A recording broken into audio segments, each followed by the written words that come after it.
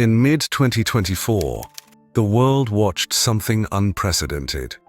A revolution not led by politicians, not by soldiers, but by students, by Zoomers, by a generation everyone swore was too distracted to fight for anything.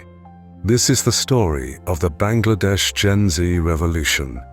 How it started, how it exploded, and why nobody, absolutely nobody, saw it coming. It began with something simple: a quota. For decades, the Bangladeshi government reserved 30% of public sector jobs for the families of 1971 war veterans.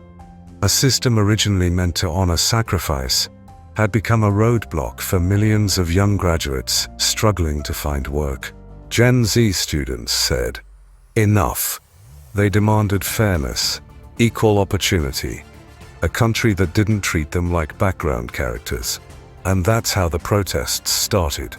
Peaceful, organized, hopeful. But that didn't last long. The government's response was not subtle. Police fired tear gas, rubber bullets, water cannons. Overnight, a small protest became a national crisis. Students didn't back down. Instead, they multiplied. University after university joined. Campuses turned into rally grounds. And social media, especially Facebook, became mission control. But then, everything changed. On July 16, 2024. On that day, a 21-year-old student named Abu Saeed was shot at close range with rubber bullets. The moment was caught on camera.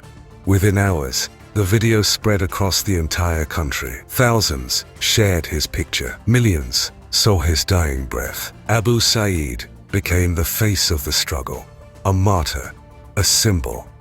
A line that, once crossed, turned a protest into a revolution. Students declared July 16th as a national day of mourning. And then, the entire country erupted. The government made a fatal mistake. They tried to shut down mobile internet. But cutting off a generation born online, yeah, that doesn't end well. Instead of slowing the revolution, it supercharged it. People left their homes. They filled the streets. They walked, marched, chanted, with no apps, no feeds, no distractions.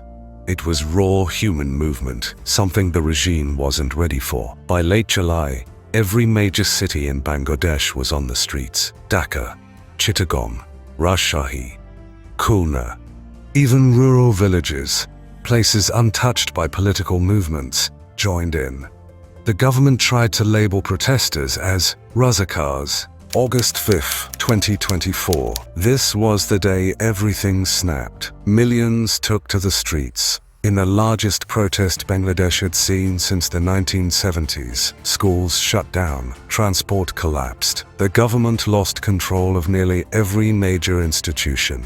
And then, it happened. Prime Minister Sheikh Hasina, in power for 15 years, resigned. Not with a speech, not with a goodbye. She fled, left by helicopter, then plane, and disappeared. Bangladesh had just witnessed the first Gen Z-led revolution in modern history. After the fall, Nobel laureate Muhammad Yunus was appointed as the head of the interim government. But victory didn't mean peace. Violence broke out between political groups. Minority communities were attacked. More than 1,400 people were killed throughout the unrest. The young generation that fought for change now faced the challenge of rebuilding, healing, and redefining what their new Bangladesh could become. The revolution didn't end the moment Hasina left. It simply entered a new phase. The world took notice. From Nepal to Indonesia, from the Philippines to the Maldives, Gen Z activists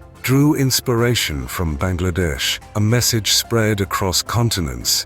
Young people are not powerless. Their courage redefined what digital native activism looks like. Bangladesh proved that memes, Facebook groups, and student unity could topple a government older than their parents. What happened in Bangladesh wasn't just a protest. It was a wake-up call. A reminder that when a generation is pushed, ignored, and underestimated, they don't break. they rise. This was the Bangladesh Gen Z revolution, the revolution nobody expected, but the world will never forget. If this story moved you, if it challenged what you thought you knew, subscribe for more deep dives into the moments shaping our world right now.